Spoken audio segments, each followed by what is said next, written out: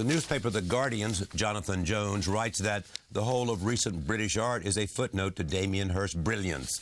Hirst emerged for the first time more than 20 years ago as one of the young British artists. Their work came to define the contemporary art scene of the 1990s. Since then, he has shocked and challenged and thrilled audiences with his work's bold themes and ironic wit. His new exhibition, The Complete Spot Paintings, 1986 to 2011, features more than 300 paintings from his famed Spot series.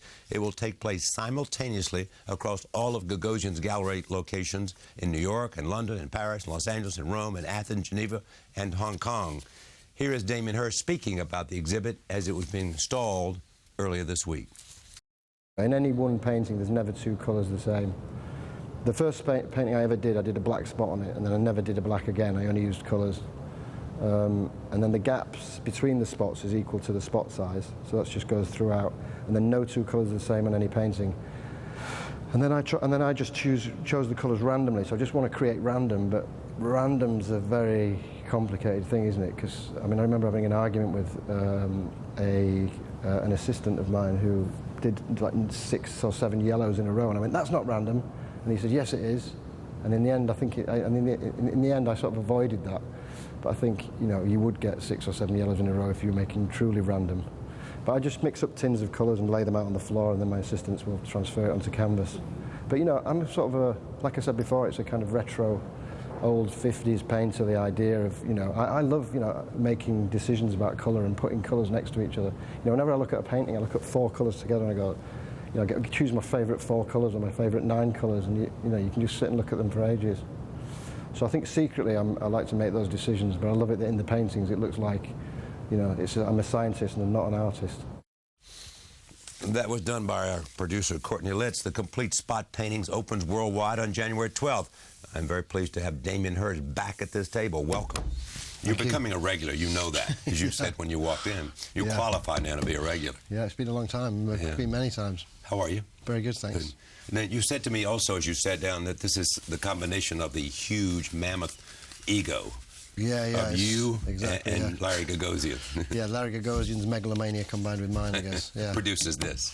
Yeah, I mean, you know, I was thinking probably the first time I came on the show with you, Larry probably had 2 galleries maybe. Exactly right. Now and then when I started the Spot show, there were 9, and by the time I did this show, there's 11. And you had $1 billion already. So, let's talk about these. It obviously began with one painting. What was it? You love color.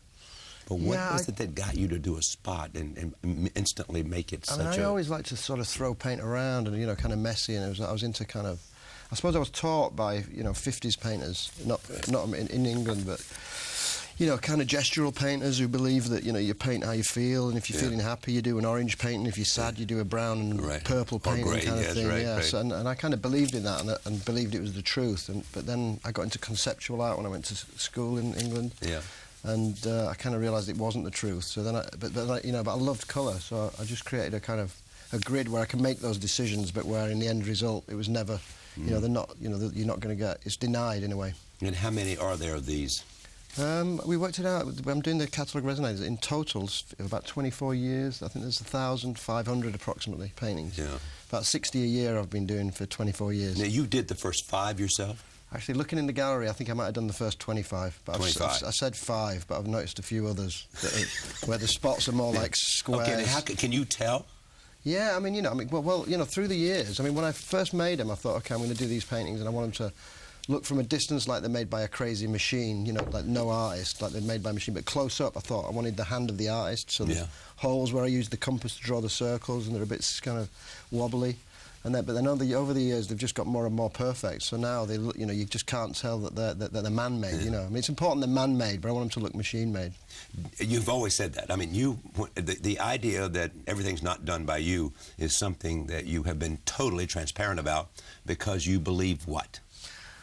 I mean, you know, the best way to look at it is, you know, architects don't build their own houses, do they? I mean, you know, in my mind, when I first did the first spot, I said, I want this to be an endless series, you know. And when I do a show, I do about, you know, I like to see about 30 works or something like that. So, you know, show after show, you want to do all these paintings. And, you know, if you do them all yourself, you know, there's just not enough hours in the day. Yeah. The fact that this is a global exhibition, Are you going to go from town to town to town to town? Yeah, we're running all over the place. I'm going to LA after this for the opening, but we've had them all open simultaneously, so obviously I can't be in all the same places at the same time. But we're going to have a closing in London. You know, I'm going to make sure I go to all the shows, and we're kind of doing a dinner, you know, small dinner. Well, they start off as small dinners, but then I get phoned up and they say there's going to be a DJ. I know. Yeah, nuts. Yeah. What does it mean to you, these? I mean, I don't know. I mean, you know, you try and do many things, you know, when you're making a painting. I mean, you know, I always think paintings are, you know, crazy sort of meaningful things, you know. I mean, we've come a long way since we were living in caves. But, you know, you know, even when we're in caves, you want something on the walls. But, you know, for me, the spot paintings just, you know, they never get boring. And it's like, I've been doing it for 24 years, and you just think... I always used to think, well, if I put this outside a bar when it was closing, would it still be there in the morning? Yeah. And if it is, then it's not a good painting. Now, do you characterize them as deceptively simple? I don't think they are simple. I mean, it's a simple structure, a grid, but I think once you put the colours in there, I mean, you know, they never keep still. I mean, all the greatest ideas are simple, really, anyway, aren't they? Sure they are, sure, yeah. Simple, and if you can make them simpler, then the better they are and the more widely penetrating they will be. Yeah, I mean, with art, I think it's like 1 + 1 = 3, you know, you're trying to make something that amounts to more than its ingredients. Yeah, of course, my friend Robert Hughes. Oh, yeah, my friend, too. Maybe not my friend. Well, you'd like him. He said these were silly abstractions. Yeah, it's funny, because when I was a kid, you know, I remember being, you know, growing up on the shock of the new, you know, and I remember really seeing that, just thinking, wow. Right. So to sort of come full circle and go through all that, and then get to the point where Robert Hughes doesn't like the paintings, you just think that's just nuts. I mean, maybe they're too shocking and new. Yeah. Now, does it bother you at all? A little bit? Well, no, I mean, maybe. You know, I mean, it's like, you know, sort of success. You've got to go, well, you know, how do you measure success? And you can't really measure it in other people's terms. You've got to constantly try and measure it in your own. And how do you measure it? Well, I always think, you know, like I said, you know, that idea about the pub, you know, you put it on the floor outside the pub. You think that's the way to measure if it's successful. Yeah, but I remember I read a Goya book when I was on holiday on the beach, and I sort of thought, right, I'm not working now, no painting, I'm on the beach, I'm reading a book on Goya by Robert Hughes. Exactly, I was going to say, you know who wrote the book on Goya? About 5 pages in it said, and Goya wasn't like Damien Hirst or something. I was like, oh, God, I couldn't read the book. So I don't like him for that. So he spoiled my reading, that's the only bad thing. You read a lot about other artists? Yeah, I mean, if it's good, you know. I mean, you know, when I started, I remember when I was young, I went into the Leeds Art Gallery and looked at all the books, and I thought, OK, This is where you were born, Leeds. I've got to read all this before I can start. Yeah. But, you know, you can only read so much, can't you? Yeah. But, well, that's true. You can only read so much. I never dreamed I'd have a book with my name on it in there. Yeah. Oh, is that in the Leeds Library? Yeah. How many books of your name are in the Leeds Library? I don't know, not many. I don't think I've done that many, but, you know, maybe more than one. Yeah. So what is it, I mean, tell me where you are in the evolution of a life in art. In art? Yeah. I don't know, you know, I mean, I feel very lucky, you know, I've got, you know, a lot of, you know, I mean, I've got a lot of freedom, you know, I've got, you know, I made a lot of work, I mean, I suppose... You made a lot of money. Made a lot of money. Yeah, but interestingly, you and Andy Warhol have made that sort of acceptable. Yeah, I mean, I think without Andy Warhol, I wouldn't have sort of gone so gung-ho into it, but I think, you know, I mean, a lot of people say, oh, my God, you know, you've got a factory, you know, and you always think, well, you know, factories can make dog food, or they can make, you know, Porsches or, you know, great cars or something like that, you know. So it's not, the process is not, you know, I mean, I think, you know, it doesn't really matter how you get where you're going as long as you get what you want as an artist. And you want what? I mean, it's different for everything, you know. Sometimes I go in my studio and I just think, what the hell, look at all this stuff, this guy's insane, you know, because it's like 1 minute I want a spot painting, the other minute I want a spin painting, and, you know, I kind of imagine that, you know, it's almost like there's a lot of artists in here. What do you think people don't get about the spot paintings? Probably their simplicity, or, you know, I mean, I think, you know, it's funny that, I mean, there's a big difference between art and craft as well. I mean, I get asked a lot where people go, you know, you don't paint your own paintings, but, you know, it's like, that's never been a problem to me in the same way that I said, but, you know, like architects not building their own houses, but, you know, actually, you know, the ones that I did paint myself sell for more money, so but I think it's just a strange quirk of the market for me. I'd always go for so you're serving two markets. Perfection. I'd always go for perfection, you know, the ones that I painted look kind of awkward and messy. What about posters? What about posters? What do you think of posters? Yeah, I love them. Yeah. I mean, you know, I had this thing where somebody would, you know, I'm sort of torn where you go, which do you prefer as an artist? The Mona Lisa painting? Would you like to be the guy who made the Mona Lisa? Or do you like the postcards and T-shirts and earrings and mugs? You said postcards. Yeah, no, I like both. I like the two. Yeah, but didn't you say postcards when it was posed that way? Or not? I suppose, you know, the postcards got the biggest impact, but there's, you know, something amazing about, you know, the unique, wonderful painting, even though you can't see it because it's behind bulletproof glass. You are.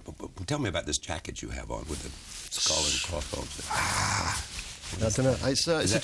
It's Japanese designers called Mastermind. Yeah. But you know, I've kind of found it after I did the diamond skull, so I thought, yeah, that's me. That's you after the diamond skull. Is that your biggest creation, the diamond skull? I said recently in an interview probably that I could pick my top 4. You know, what to take from the burning building or whatever you say. Oh, you could. So what would they be? Shark. Yeah. You couldn't take diamond that. skull. Yeah, well, you'd have to be. Right. Maybe it depends where the fire started, I guess. Right. The shark, the diamond skull, 1,000 years, and a spot painting. Yeah, and spot painting. Yeah. Those would be the 5 you'd rescue. The 4, yeah. And so what might you be doing 10 years from now? God, I got no idea. I mean, I got loads of crazy ideas I've been working on in the studio. You're constantly experimenting. Yeah, I mean, lots of things don't ever make it into the galleries, you know. As an artist, you make a lot of things in the studio that are kind of nuts. I mean, I'm toying with the idea of doing some primate paintings, where I get monkeys in the studio and actually make some. I bought some monkey paintings. These are live monkeys? Yeah, I'm thinking about it, but I might, you know, make some, you know, I think I might make the paintings and then work with the monkeys, and you know, it's not going to be, it's just straightforward. But, you know, I want to make the paintings that look like, you know, a little bit better than monkey paintings, so you just go, are they by the monkeys or are they not by the monkeys? But, you know, the whole idea is, all the time I'm thinking, is this nuts or is this a good idea, you know? Finish this sentence for me. Without Charles Saatchi, Damien Hirst would be? Charlie Rose. No, I don't know. So does the reverse mean Charlie Rose with Charles Saatchi would have been Damien Hirst? I don't know. I'd probably be making work that was a lot smaller. Yeah. You know, really? but I remember, you know, because when I came into the art world, there was like Cork Street in London. You know, there were painters like Peter Blake and Richard Hamilton who were making small paintings. And then Saatchi, I remember going in there, I was just blown away by the scale. This is the 1990s, probably. Yeah, and I think that's what, you know, for me and my generation of artists, I think that's what made us sort of work globally, you know, like in America. I'm trying to get him on the show. Would you weigh in for me? Yeah, he didn't like TV, though, does he? He's actually, last time I saw him, he likes me, but he doesn't like TV. That's his. Yeah, I don't know what you can do. I'll dress up as him. All right, indeed. All right, well, you'll be him. Come in and be Charles Saatchi. Did you imitate? Do you have a Charles Saatchi impression? I don't know. Last time I saw him, he was so disappointed that I'd stopped smoking. It was like I've really let him down. He was disappointed? Well, he still smokes. It was I like, know. not you as well. Because you have more discipline than he does. Well, I don't know. It's like brand loyalty, isn't it? You know. Look at these and tell me exactly what you see. It's 1991. It's methoxyverapamil. Oh yeah. So M, if it's methyl. When I first started them, they all began with A for the first year. Yeah. They were all like with A. So this is 1991. Began with probably an M. late 91. Okay. Let's take a look at number 2. This is controlled substance key painting. Oh yeah, well exactly. Yeah, so I did a series which were controlled substances because there were all the paintings are named after drugs from this book, and then these were the controlled substances. These are the drugs I need right now for my cold. Yeah, you're not sounding good. Yeah, the next number 3 is take number 3. What's that? Oh, that's another spot. And I do very few squares, so that's kind of an odd one, but an early one as well. Yeah. So why do you do very few squares? I don't know. I like them to sort of be awkward. Yeah. The square seems kind of perfect. He didn't ask too many questions, but I mean, the first ones I was doing were like 9 by 10 spots, 10 by 11. Yeah, that's and the next one is Lever Phenol, 1995, right? Yeah, that's actually a controlled substance painting, and that's the key painting that goes with it. Oh, I see. Oh, that's great. Okay, this is 5. Let's see it. Yeah. Yeah, I get a new You like that? every day. Why do you like that? I like them all. I know you do. Well, because what I found is that when I look at any painting, like if I have it on the wall in my house, I'm always picking out 4 spots and 9 spots. So when you see 9 together, they just work really well. Yeah, what's on your wall at your house? I did have a spot painting. I've got the tendency to sort of turn them. Yeah. Because I get kind of bored of them, so I turn them. So they never have an up or a down. Didn't you sell one at one time for like £300? And then have to buy it back and pay twice as much? Yeah, I mean, I did that with Saatchi. I mean, I bought a lot of work back. I mean, I saw you once had an exhibit in which you sold everything at auction. Oh, yeah, no. Remember that? In 2008, yeah. Yeah. Yeah. Charles actually came up and shook my hand and said, I love that. Yeah, you didn't put it at an exhibition, at a gallery so they could see it. You just sold it. I mean, just so many people all the way through my career at that point just went, you know, you cannot sell it. You can't go to the auction houses. You can't go into auction. You can't go into auction. I just kept... I mean, a lot of the things I've done have always been about people said... I've just said, why, you know? Why can't you do that? Why, you know? They said to me, you can't be an artist and a curator. And I went, you know, watch it, do this. I guess it's childish, really. Okay. How much you make out of that auction? It's like $200 million or something. totally nuts. And it was the day that Lehman Brothers collapsed. I mean, that morning, though, I woke up and I got the newspaper and it said Black Monday. It was a Monday, and I just went, oh, what have I done? Yeah. I mean, people say to me, oh, you're so smart, and I'm like, it's not smart doing that then. And I was like, whew, so close. It could have been so wrong. So what do you do with all the money? I mean, I bought a lot of art, you know. I bought a lot of things. Yeah, I bought, you know. I mean, I'm building a museum in London, and I bought, you know, Bacon, who's a great friend of mine, Francis Bacon. You knew him well. I didn't know him. I was around him a little bit, but I never really spoke. Did you know Lucian Freud well? Lucian Freud was a friend. Yeah. I mean, I got to know him more. I once sat at lunch with Lucian and talked about Bacon. It was the most it was the most amazing conversation I've ever had with an artist. Yeah, he's great, isn't he? He's such a great guy, Lucian. Yeah. He said to me, was a friend? when I first met him, you know, I did the Fly piece, and he said to me, Damien, I think you may have started with the final act. So with that piece, as if you're never going to make a good piece after. Speaking of final act, there's something about you that you honor death. Yeah, I've got a house in Mexico. I don't know if honor is the right word. Well, what's the right word? Help me out. I think, you know, in life, you know, I was taught by my parents, you know, to confront things you can't avoid, and death's just one of those things, you know. And I think, well, you know, it can't be. You know, it can't be something. Can you paint death? I think painting is all about life, really, you know. But, you know, I mean, death's celebration. I mean, I suppose you could do a black painting is celebration. You do a black painting, you know. But I think I think death is not painting. Yeah. So life is painting, and death is not painting. There's a great quote by Beckett, isn't there, where he said, "Death doesn't require us to make a day free." I love that. You like Beckett too? Yeah, cool. Yeah, very good. Yeah. All right, let's take a look at 8. Yeah, that's another controlled substance painting. You know, it's like, because I mean, in the beginning, I always made the grid the same. Eutropine. Yeah. 2005. Yeah, so in the beginning, I always started with, you know, I made all the decisions big decisions about what the whole thing was going to be. So the spots are equal to the gap between the spots. No two colours are the same on a painting. Right. And then I think this is the first one where where I turned the grid 90 degrees and you get like the grid's off centre.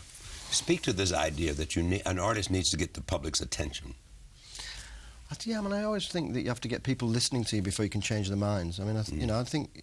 I suppose when I came into art, that my idea originally was, you know, I'm just going to paint, and, you know, if I'm going to put the paintings in the corner of the studio, and if I get discovered, great, and if I don't get discovered, then maybe I'll be lucky and be discovered after I'm dead. You know, that was my sort of idea in the beginning, and then but then kind of Van Gogh thing. Yeah, I suppose. And then you look at it, and then you look at the world, and you just think that's not what the world's about. And then at my art school in London, they just said, you know, you need an audience, and then we worked it out. We just went, all you got to do is get a white building and a building, paint it white, and buy some wine and invite people, and you get, you know, your work starts to live. So you know, anyone can get an audience, and then once you do, you got to say, well, what am I going to tell them?